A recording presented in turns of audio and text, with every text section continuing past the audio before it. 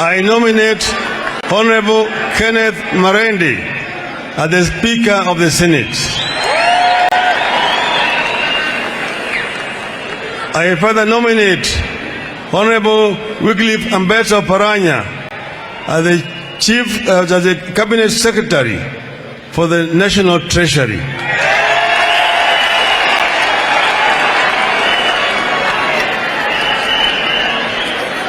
Honorable Peter Munya as Cabinet Secretary for Agriculture and Chairman of the Kenya Productive Sector.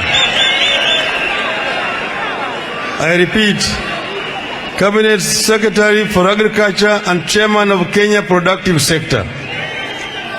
And Honorable Ali Hassan Joho as Cabinet Secretary for Lands to deal with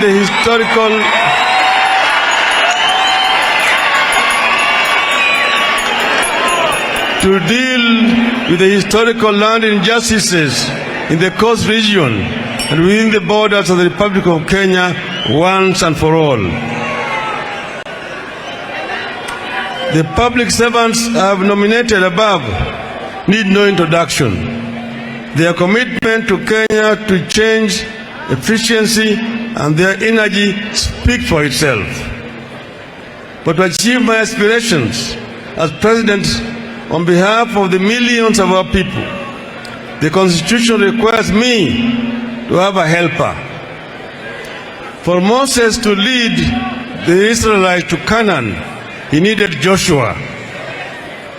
When Moses could not go to battle, Joshua covered